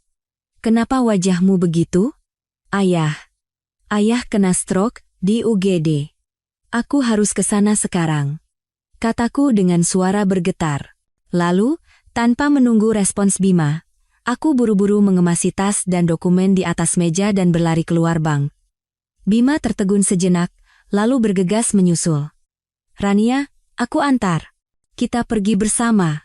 Tidak perlu. Aku bisa sendiri. Aku menepis tangannya, menyetop taksi yang kebetulan lewat, dan pergi. Meninggalkan Bima yang berdiri termangu di depan pintu bank, dengan kontrak investasi yang belum tuntas di tangannya. Baru setelah berada di dalam taksi, aku bisa menghela napas lega. Akting ibu benar-benar sempurna. Aku mengirim pesan kepada ibu, aku sudah jalan. Beberapa detik kemudian, balasan dari ibu datang. Bagus. Langsung ke UGD rumah sakit. Ibu tunggu di sana. Setibanya di rumah sakit, benar saja, ibu sedang duduk di kursi tunggu depan UGD.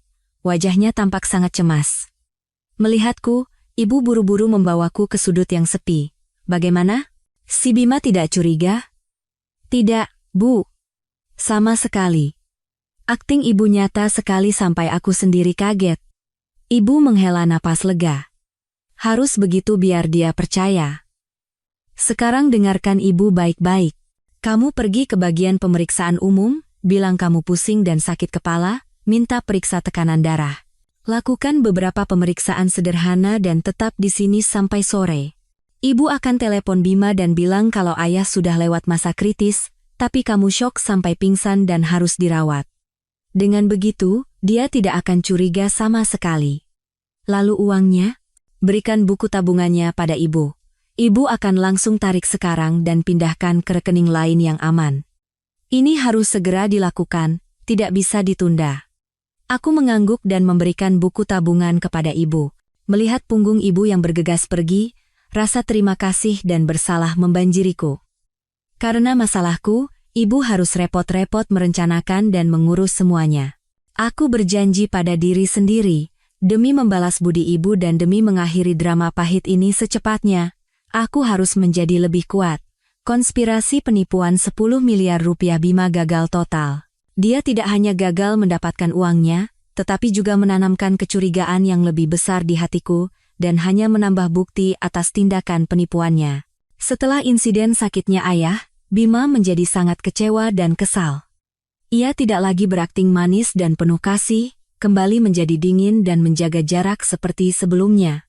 Ia terus menanyakan tentang 10 miliar itu, menyalahkanku telah melewatkan kesempatan emas bagi keluarga kami karena peluang investasi itu akan segera ditutup.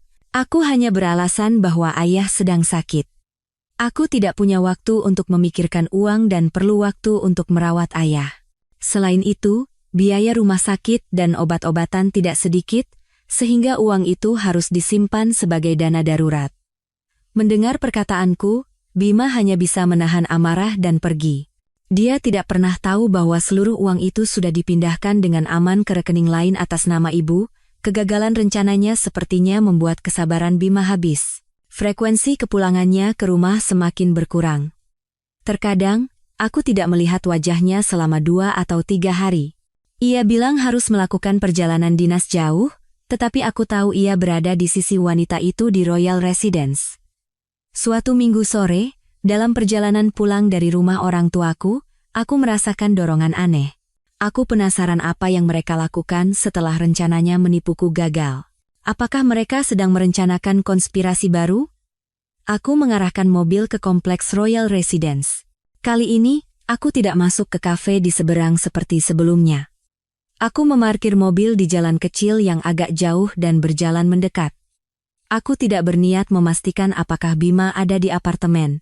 Aku hanya ingin melihat-lihat sekitar. Siapa tahu menemukan sesuatu secara kebetulan. Saat melewati sebuah kafe teh sore yang mewah di lantai dasar ruko di bawah gedung Menara B, sebuah pemandangan yang familiar tertangkap mataku. Di balik jendela kaca besar, aku melihat Bima. Ia tidak hanya berdua dengan Sinta.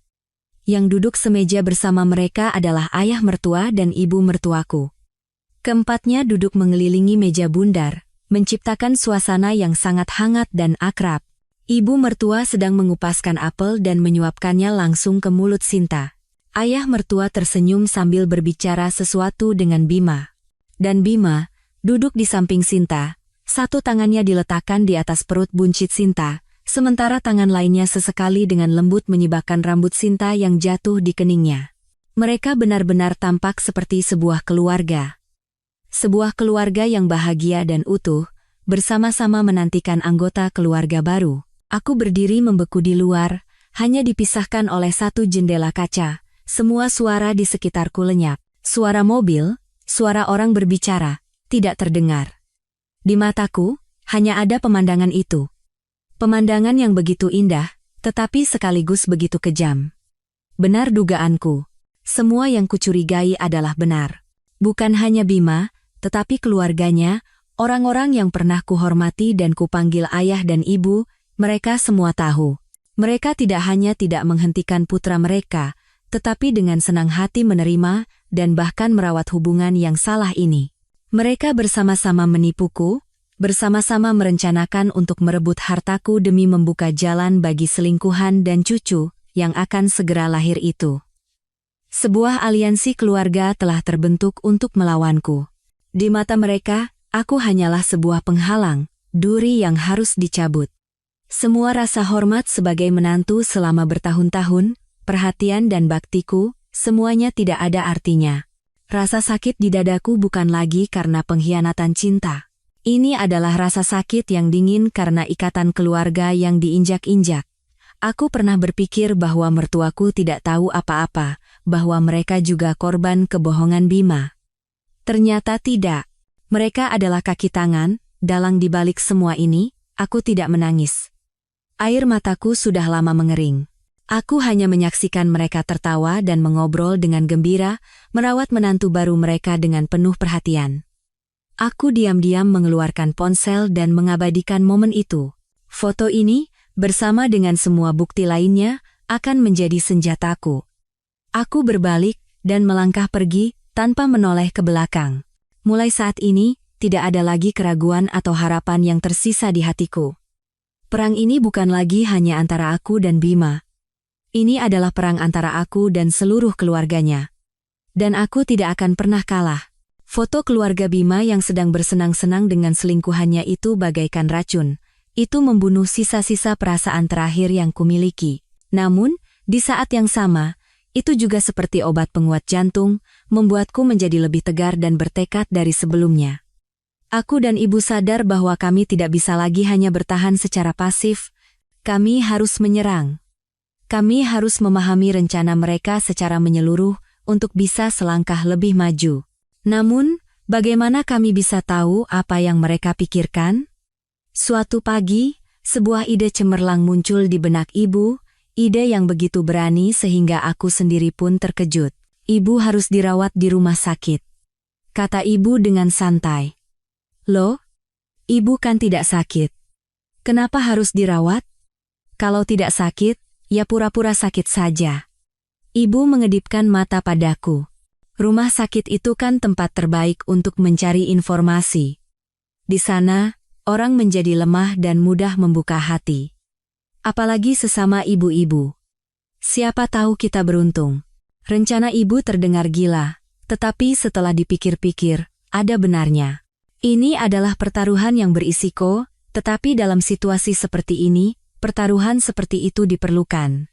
Ibu memang memiliki riwayat hipertensi, jadi hanya dengan beberapa kali mengeluh sakit kepala dan pusing, ia bisa dirawat selama beberapa hari dengan dalih untuk observasi. Maka, ibu kembali dirawat di rumah sakit yang sama tempat ia melakukan drama stroke sebelumnya, RSCM. Ibu ditempatkan di kamar rawat dengan 4 tempat tidur. Ibu menggunakan kemampuan sosialnya yang luar biasa. Hanya dalam setengah hari, ia sudah akrab dengan 2 pasien lain di kamar yang sama. Ia membawa buah dan biskuit, menawarkannya kepada orang-orang, menanyakan kondisi penyakit mereka, dan menceritakan kisah-kisah lucu untuk menghibur. Dan keberuntungan benar-benar tersenyum pada kami dengan cara yang tidak terduga. Sore itu, seorang wali pasien baru masuk ke tempat tidur terakhir yang kosong. Seorang ibu-ibu seusia ibu, berpenampilan sederhana, dengan kesan yang baik. Ia datang untuk merawat suaminya yang dirawat karena batu ginjal. Setelah beberapa kali berbincang, ibu tahu namanya adalah Bibi Lastri. Keduanya cepat akrab. Mereka berbicara tentang anak, keluarga, dan kekhawatiran di usia senja. Sesuai rencana, ibu mulai mengeluhkan tentang menantunya yang jahat, tentu saja, tanpa menyebut nama Bima atau namaku. Ia hanya mengatakan bahwa putrinya menderita karena bertemu dengan suami yang tidak baik. Bibi Lastri tampak sangat bersimpati mendengarnya. Ia menepuk bahu ibu untuk menghibur, lalu mulai menceritakan kisah keluarganya sendiri. Mendengar cerita ibu, saya jadi teringat keponakan saya, jadi ikut sedih. Keponakan saya, Sinta. Dia juga kurang beruntung dalam percintaan. Untungnya, sekarang dia bertemu dengan pemuda yang sangat baik. Manajer di perusahaan besar, tampan, dan punya kemampuan. Katanya pemuda itu akan segera bercerai dengan istrinya dan menikah dengan keponakan saya. Ibu tersentak mendengar nama Sinta, tetapi ekspresinya tidak berubah sama sekali. Ibu pura-pura terkejut. Oh, begitu? Beruntung sekali keponakan ibu, tapi kenapa mereka bercerai? Apakah istrinya ada masalah? Bibi Lastri, yang menganggap ibu sebagai teman senasib yang bisa diajak berbagi, tanpa ragu menceritakan isi hatinya. Ia mendekatkan wajahnya ke telinga ibu dan berbisik seolah itu adalah rahasia besar. Aduh, jangan ditanya. Istrinya itu jelek, tidak bisa punya anak pula. Sudah menikah bertahun-tahun tapi perutnya kosong melompong, padahal mertuanya sudah sangat menantikan cucu untuk meneruskan keturunan. Untungnya, keponakan saya Sinta pintar, langsung hamil anak laki-laki. Mertuanya sayang sekali padanya. Beberapa waktu lalu, waktu mereka makan bersama sekeluarga, calon ibu mertuanya sampai menyuapinya langsung. Ibu berusaha keras mengingat setiap kata yang diucapkan Bibi Lastri, ibu terus memancingnya. Lalu kapan mereka akan menikah? Bukankah harus menunggu bayinya lahir? Keponakan saya sebentar lagi melahirkan. Pemuda itu, namanya Bima, dia bilang, begitu anak laki-lakinya lahir, dia punya alasan kuat untuk langsung bercerai. Masalah rumah dan aset sudah diurus semua oleh orang tuanya. Istri lamanya itu hanya bisa diusir dengan badan saja. Sudah tidak tahu diri, tidak bisa punya anak pula. Bibi Lastri dengan bangga menceritakan rencana calon besannya, sama sekali tidak tahu bahwa orang yang mendengarkannya adalah ibu dari istri lama itu. Ibu, meskipun hatinya bergejolak, tetap berpura-pura bersimpati. Zaman sekarang, wanita yang tidak bisa punya anak memang kasihan ya, pokoknya, keponakan ibu beruntung sekali. Malam itu, setelah Bibi Lastri tertidur, ibu diam-diam keluar ke koridor dan meneleponku. Ibu menceritakan seluruh isi percakapan itu kepadaku, tanpa ada yang terlewat. Selama mendengarkannya, seluruh tubuhku gemetar karena marah. Akhirnya, semua rencana mereka terungkap. Mereka menunggu hingga anak itu lahir. Mereka akan menggunakan anak itu sebagai kartu terakhir untuk memojokkanku dan merebut semua milikku secara sah. Sekarang ibu tahu, suara ibu di seberang telepon sedingin es. Kalau mereka mau pertarungan terbuka, kita akan ladeni. Biarkan mereka merasa menang, biarkan anak itu lahir. Hari itu akan menjadi hari di mana tirai drama ini ditutup. Setelah itu, waktu berjalan dalam keheningan yang tegang. Aku dan ibu sudah mengetahui dengan jelas rencana mereka, dan semua tindakan Bima berada dalam lingkup prediksi kami. Frekuensi kepulangannya ke rumah semakin berkurang, dan setiap kali ia pulang, ia membawa suasana yang berat dan tidak nyaman. Ia tidak lagi sabar untuk berakting, penghinaan yang terang-terangan terlihat di tatapan dan nada bicaranya. Laporan dari detektif swasta terus datang. Perut Sinta semakin membesar, dan hari perkiraan lahirnya semakin dekat. Bima menemaninya membeli perlengkapan bayi, menemaninya ke pemeriksaan kandungan, dan merawatnya seperti suami yang berbakti. Melihat foto-foto itu, aku tidak lagi merasakan sakit. Yang tersisa hanyalah penghinaan yang tak terbatas. Akhirnya, hari itu tiba. Suatu Senin pagi, Bima terburu-buru mengemasi barang. Dengan suara yang ceria tidak seperti biasanya, ia memberitahuku, "Sayang, aku harus mendadak ke Surabaya selama beberapa hari. Ada kontrak besar yang harus segera ditandatangani. Kamu baik-baik di rumah ya?" "Iya, hati-hati di jalan." Aku tersenyum, bahkan membantunya menyiapkan koper dan menyetrika beberapa kemeja. Sampai saat terakhir, aku memainkan peran sebagai istri yang baik dengan sempurna. Ia memelukku sekilas dan bergegas pergi. Saat mobilnya menghilang di balik gerbang, senyum di bibirku pun ikut lenyap. Aku tahu betul apa kontrak besarnya itu. Tak sampai 1 jam kemudian, pesan dari detektif swasta masuk. Target tidak ke bandara, melainkan bergerak ke RS Yaha di kawasan Menteng. Pesan itu disertai dengan foto mobil Bima yang terparkir di parkiran rumah sakit. Seharian itu, aku seperti menonton film yang disiarkan langsung. Situasi terus diperbarui melalui foto dan pesan. Bima dan kedua orang tuanya duduk di kursi tunggu depan ruang bersalin dengan ekspresi penuh cemas dan harap. Beberapa jam kemudian, sebuah foto datang. Bima menggendong bayi merah di lengannya, wajahnya bersinar karena bahagia. Ayah mertua dan ibu mertua tidak henti-hentinya tersenyum di sampingnya, mata mereka terpaku pada cucu mereka dengan kebanggaan yang tak tersembunyikan. Pesan itu berbunyi, anak laki-laki, 3,2 kilogram. Ibu dan bayi sehat, anaknya telah lahir. Anak yang ditunggu-tunggu oleh seluruh keluarganya. Anak yang menjadi kartu as terakhir dalam rencana mereka telah muncul. Selama beberapa hari berikutnya, Bima tinggal di rumah sakit. Ia berbohong padaku, mengatakan bahwa urusan di Surabaya sedikit rumit dan butuh beberapa hari lagi untuk menyelesaikannya. Setiap malam, ia meneleponku, dengan suara lelah mengeluh tentang pekerjaan yang sibuk dan rapat yang berkepanjangan.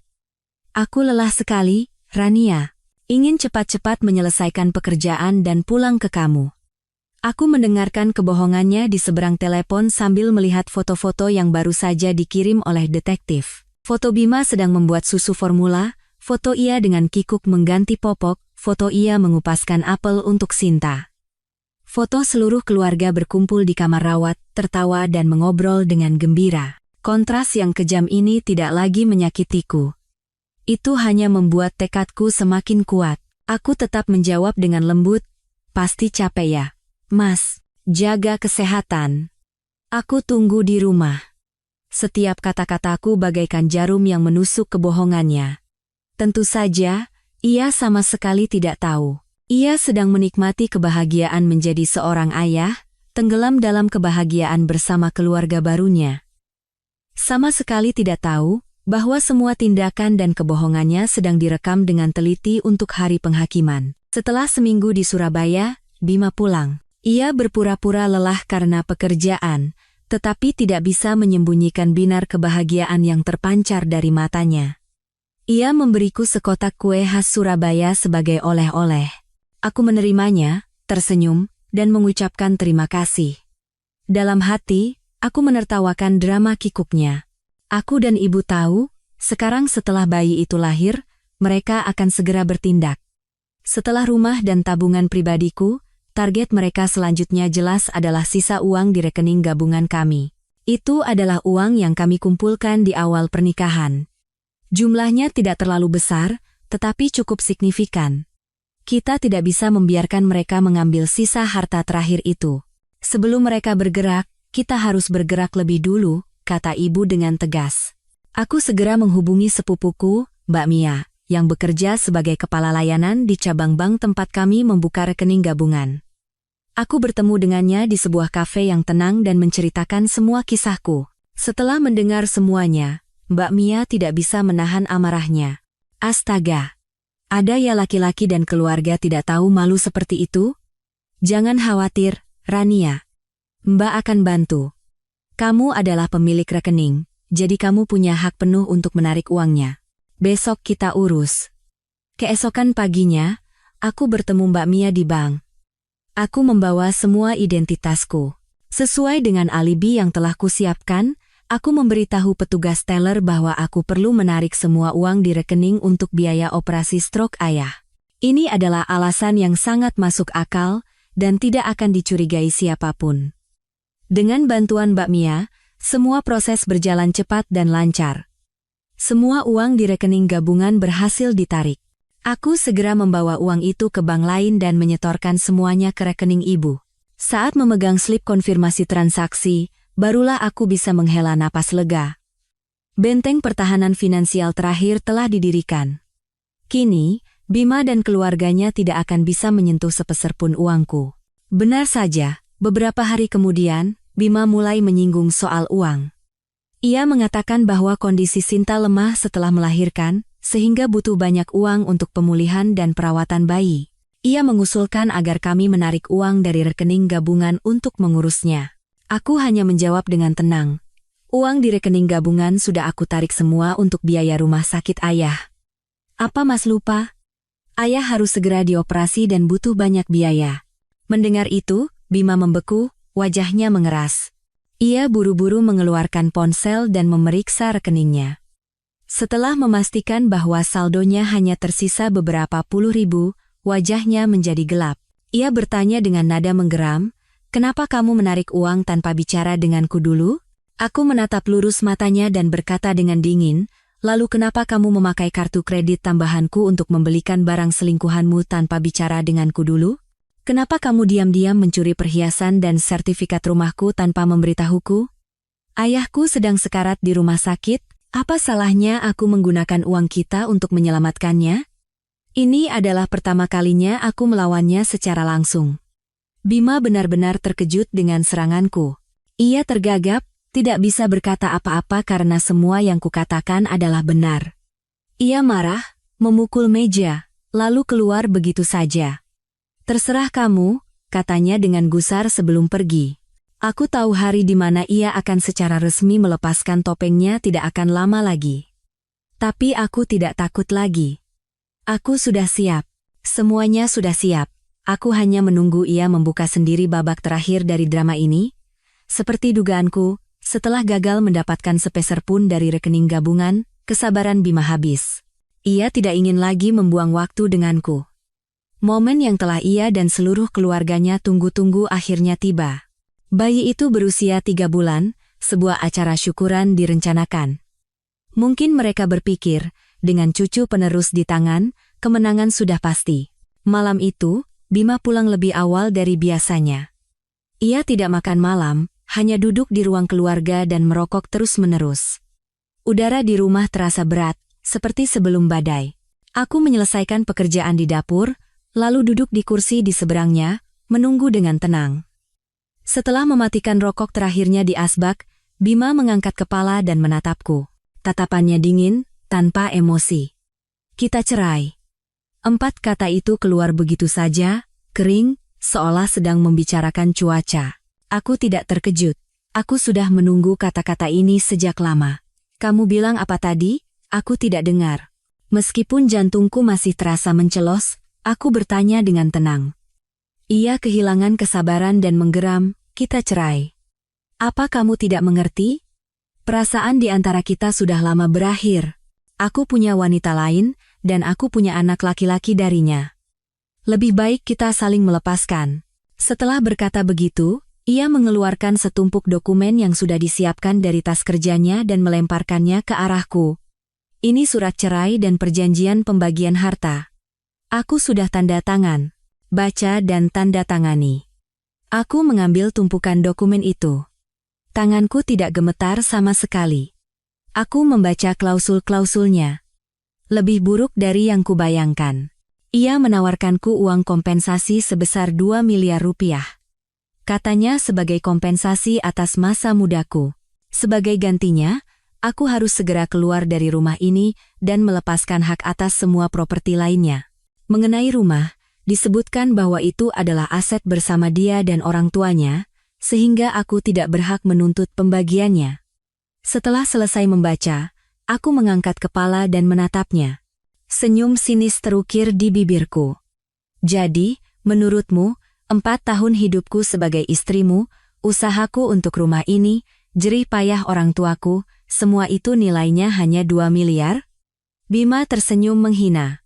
Jangan serakah. 2 miliar itu kuberikan karena masih ada sedikit rasa kasihan. Di sertifikat rumah ini ada nama orang tuaku. Kamu tidak punya hak apa-apa. Kalaupun kamu tidak mau tanda tangan, tidak masalah.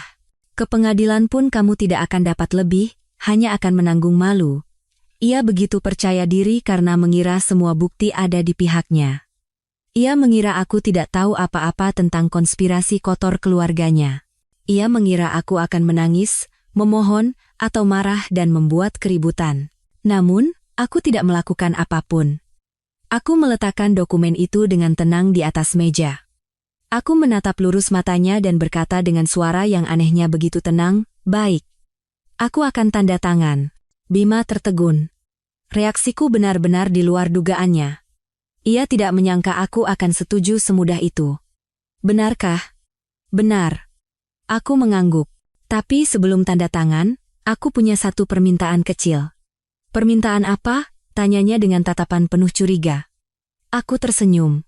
Sebuah senyuman yang mungkin tidak akan pernah ia lupakan seumur hidupnya.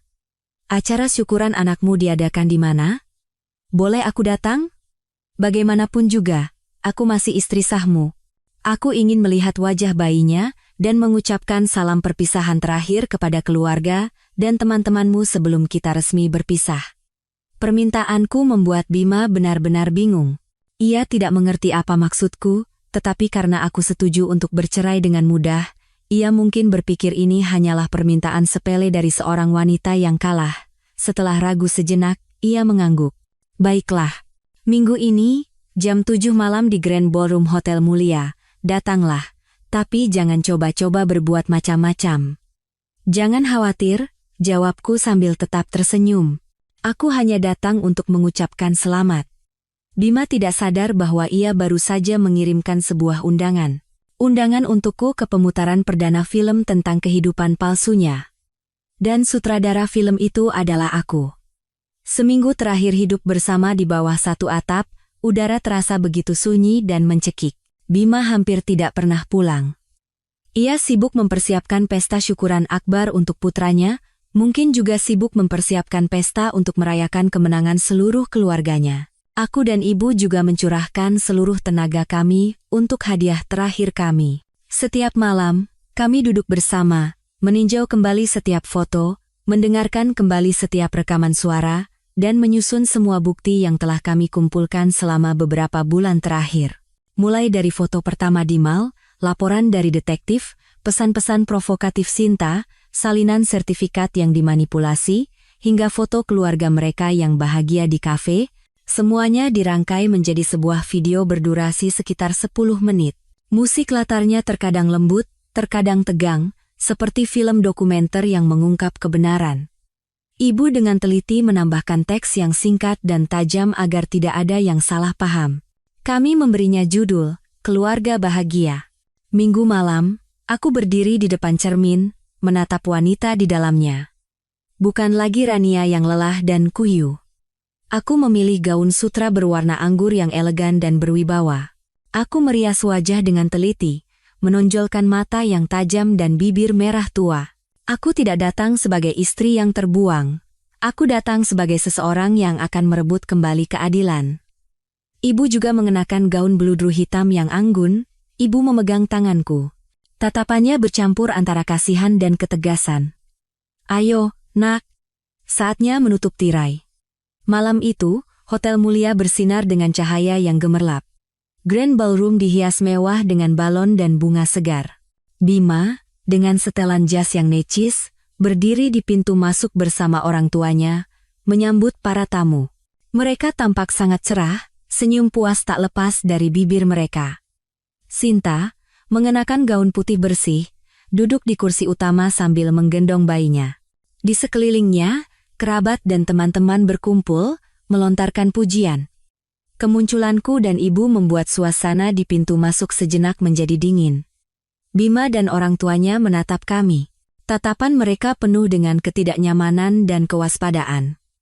Namun, di depan para tamu, mereka tidak punya pilihan selain memaksakan senyum. Kamu datang. Bima menghampiri. Suaranya mengandung nada peringatan. Aku sudah janji, kan? Aku menjawab dengan senyum, mengabaikan tatapan penasaran dan bisik-bisik di belakangku, dan melangkah masuk dengan anggun bersama ibu. Pesta berlangsung dengan meriah. Setelah kata sambutan dari ayah mertuaku dan ucapan terima kasih kepada para tamu, pembawa acara meminta semua orang untuk memperhatikan layar besar. Waktunya untuk menayangkan video momen-momen menggemaskan si bayi. Tepat saat itu, aku bangkit dari kursi. Aku naik ke atas panggung dan mengambil mikrofon dari tangan pembawa acara yang termangu. Semua mata di ruangan itu tertuju padaku. Bima dan keluarganya berubah pucat, hendak berlari untuk menghentikanku. Maaf mengganggu sebentar. Kataku. Suaraku keras, jelas, dan tenang. Saya Rania. Istri sah dari Bapak Bima Prakoso. Di hari yang berbahagia ini, saya juga telah menyiapkan sebuah hadiah kecil. Sebuah video spesial untuk suami saya, keluarganya, dan juga untuk Mbak Sinta. Anggap saja ini sebagai restu dari saya untuk babak baru dalam hidup mereka. Setelah selesai berbicara, aku memberi isyarat kepada teknisi yang telah disiapkan ibu sebelumnya. Lampu di ruangan itu diredupkan, dan layar besar menyala. Video keluarga bahagia dimulai. Adegan pertama adalah Bima yang dengan mesra memilihkan baju untuk Sinta di mall. Teksnya berbunyi, Maret. Suamiku berbohong akan bertemu klien. Dilanjutkan dengan rentetan foto Bima dan Sinta keluar masuk Royal Residence, makan bersama, berbelanja. Lalu adegan seluruh keluarga yang dengan gembira merawat Sinta di kafe, dengan teks, aliansi keluarga. Pesan-pesan kurang ajar Sinta di WhatsApp muncul dengan jelas. Salinan sertifikat dengan 4 nama diperbesar memenuhi layar. Dan yang terakhir adalah foto-foto di rumah sakit. Bima, yang berbohong padaku sedang dinas di Surabaya, sedang berbahagia menggendong anak haramnya. Seluruh ruangan hening senyap. Keheningan awal berubah menjadi bisik-bisik, lalu menjadi gunjingan yang terang-terangan. Orang-orang mulai menatap keluarga Bima dengan tatapan tidak percaya. Wajah Bima pucat pasi, lalu berubah menjadi ungu. Ia berteriak, "Matikan! Matikan video sampah itu sekarang juga!" Lalu ia melompat ke atas panggung untuk merebut mikrofon. Namun, sudah terlambat. Video berakhir dengan foto surat cerai yang mencantumkan kompensasi 2 miliar rupiah, dan teks terakhir, inilah harga untuk 4 tahun masa mudaku dan semua pengabdianku. Lampu di ruangan menyala, dan semuanya menjadi kacau. Suara teriakan orang-orang, tangisan histeris Sinta, makian ibu mertuaku. Para tamu mulai bergegas pergi, melemparkan tatapan menghina. Pesta syukuran telah berubah menjadi panggung komedi tragis. Di tengah pemandangan kacau itu, aku dan ibu dengan tenang keluar dari ballroom. Aku tidak menoleh ke belakang. Aku tidak perlu melihat keadaan mereka yang menyedihkan sekarang.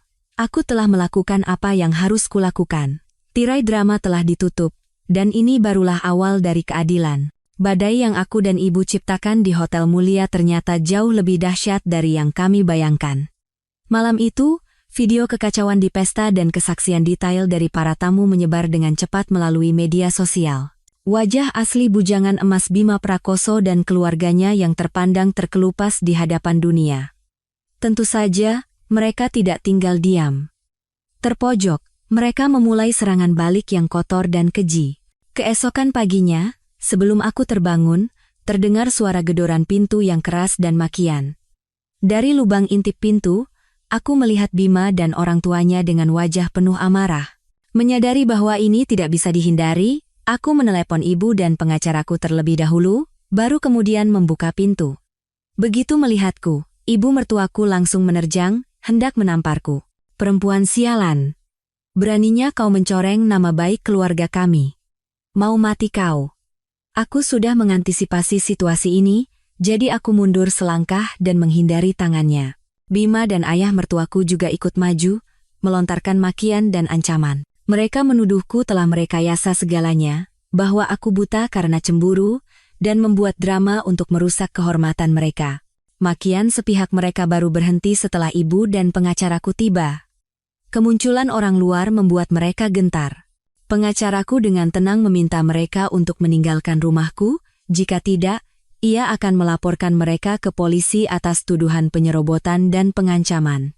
Menyadari tidak bisa berbuat apa-apa lagi, ketiganya pergi sambil menahan amarah dan melontarkan kutukan. Namun, itu baru permulaan. Setelah gagal dalam konfrontasi langsung, mereka memulai serangan licik dari belakang. Beberapa hari kemudian, di grup komunitas apartemen dan beberapa laman media sosial, mulai muncul tulisan-tulisan yang memfitnahku. Mereka menyewa orang untuk merangkai cerita yang sama sekali berbeda. Dalam cerita itu, aku adalah istri yang tidak mengurus rumah, boros, dan suka bermain api. Dikatakan bahwa karena aku tidak bisa memberikan anak, aku menjadi iri dan cemburu pada kebahagiaan orang lain. Bahkan, mereka memutarbalikkan fakta bahwa akulah yang lebih dulu berselingkuh, dan setelah ketahuan oleh Bima, aku menyerang balik untuk menutupi kesalahanku. Kebohongan terang-terangan dan komentar-komentar jahat menyebar di mana-mana, berusaha mengubah posisiku dari korban menjadi pelaku. Tidak berhenti di situ. Mereka menggunakan cara yang lebih rendah. Pintu depan rumahku disiram cat merah, dan tumpukan sampah berbau busuk diletakkan di depannya. Para tetangga mulai memandangku dengan cara yang berbeda. Setiap kali aku keluar rumah, aku mendengar bisikan di belakangku. Aku hampir terisolasi di lingkungan tempat tinggalku sendiri. Hari-hari itu sangat berat. Meskipun aku sudah mempersiapkan mental, menghadapi serangan yang begitu intens dan kotor membuatku lelah dan terluka. Terkadang, aku ingin menyerah. Namun, setiap kali itu terjadi, ibu selalu ada di sisiku. Nak, jangan hancur. Semakin mereka seperti itu bukti bahwa mereka takut. Karena tidak punya logika lain, mereka menggunakan cara-cara kotor seperti itu. Kita harus tenang. Kumpulkan semua bukti pencemaran nama baik dan tindakan pengancaman ini. Pengadilan tidak percaya pada gosip internet. Pengadilan hanya percaya pada bukti. Kata-kata ibu memberiku kekuatan. Sesuai perkataan ibu, aku tidak membalas atau berdebat di media sosial. Aku diam-diam mengambil tangkapan layar semua tulisan fitnah itu dan memotret pintu depan yang dirusak. Semuanya diserahkan kepada pengacara. Pertarungan hukum secara resmi dimulai, dan aku tahu itu akan jauh lebih berat.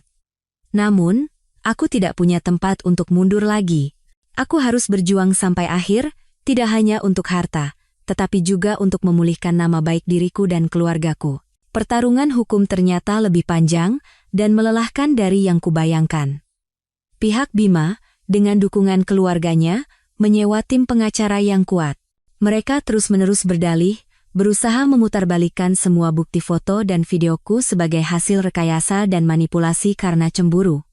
Kampanye fitnah di media sosial tidak berhenti. Tekanan dari opini publik dan tetangga membebani pundakku. Meskipun pengacaraku sangat kompeten dan selalu meyakinkanku bahwa kami berada di atas angin, terkadang aku juga diliputi kecemasan dan ketakutan. Di saat-saat paling menegangkan, ibu sekali lagi menjadi penyelamat. Suatu malam, saat kami berdua sedang meninjau kembali berkas-berkas kasus, ibu tiba-tiba terdiam, matanya berbinar seolah teringat sesuatu yang sangat penting. "Rania, ibu ingat smart speaker itu?" "Speaker apa, Bu?" tanyaku bingung. "Yang ibu hadiahkan untuk ulang tahun ayah mertuamu tahun lalu. Speaker abu-abu yang bisa diperintah dengan suara itu, untuk dengar musik dan radio. Dia kan gaptek, jadi paling sering dipakai untuk dengar berita. Tapi seingat ibu, speaker itu punya fitur untuk merekam percakapan sekitar secara otomatis, katanya untuk peningkatan pengalaman pengguna atau apalah." Siapa tahu? Secercah harapan muncul, tetapi kemudian meredup. "Tapi bagaimana kita bisa mengambilnya kembali sekarang, Bu? Mereka pasti tidak akan memberikannya pada kita." Ibu tersenyum misterius. "Itu serahkan pada ibu." Keesokan harinya, ibu menyiapkan sebuah parsel buah besar. Di dalamnya ada buah-buahan dan satu set ginseng mahal. Ibu bilang akan mengunjungi besannya untuk berbicara dari hati ke hati untuk terakhir kalinya. Aku khawatir dan ingin ikut, tetapi ibu melarangku. Ibu pergi sendirian ke rumah mereka. Seperti yang diduga, awalnya mereka bahkan tidak membukakan pintu. Namun, ibu menangis dan memohon, mengatakan bahwa bagaimanapun juga mereka pernah menjadi satu keluarga, dan sekarang anak-anak mereka akan bersidang di pengadilan, jadi lebih baik orang tua bertemu untuk terakhir kalinya untuk menyelesaikan kesalahpahaman, tidak baik juga dilihat tetangga. Mungkin karena masih ada sisa harga diri, mereka mempersilakan ibu masuk.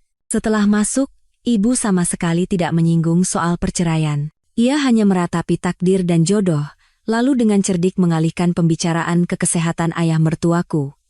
"Belakangan ini ayah tampak kurang sehat, mungkin karena banyak pikiran ya. Oh iya, ngomong-ngomong, smart speaker yang saya hadiahkan tahun lalu, apa baik-baik saja? Saya dengar dari pabriknya sedang ada penarikan untuk pembaruan perangkat lunak gratis, katanya biar lebih bagus. Mau saya bawakan ke pusat servis?" Ayah mertua, yang memang tidak mengerti teknologi dan sedang kesal, langsung mengangguk. "Ya sudah, bawa saja. Benda merepotkan itu sering error, bikin pusing saja." Ibu mertua sedikit curiga, tetapi ibu dengan cepat menambahkan, "Iya, nanti saya perbaiki dan belikan yang baru yang lebih bagus."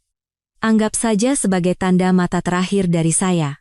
Mendengar kata yang baru yang lebih bagus, ia tidak berkata apa-apa lagi. Begitulah, ibu berhasil membawa pulang harta karun itu.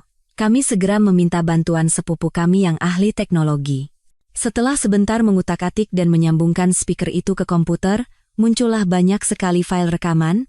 Kami menahan napas dan mendengarkannya satu persatu. Sebagian besar adalah suara berita, lagu dangdut, dan potongan percakapan yang tidak berarti. Saat kami hampir menyerah, satu file rekaman membuat kami semua terdiam. File itu direkam pada suatu malam sebulan yang lalu, tepat setelah Bima menuntut cerai dariku. Suara Bima dan ayah mertuaku terdengar jelas. "Ayah mertua, dia setuju cerai semudah itu? Apa jangan-jangan ada niat tersembunyi?" Bima dengan suara percaya diri. "Niat apa?" "Yah, sertifikat rumah sudah ada nama ayah dan ibu, tabungan pribadinya nanti kita kuras. Perhiasan hadiah pernikahan juga sudah ayah simpan baik-baik kan? Dia tidak punya bukti apa-apa di tangannya, mau apa dia?" Begitu acara syukuran anak kita selesai, langsung kita usir dari rumah. Perempuan mandul itu pantasnya pergi dengan tangan kosong. Ayah mertua tertawa sinis. "Tapi idemu dulu menyelipkan surat pengalihan nama itu di tumpukan dokumen pinjaman memang cerdik.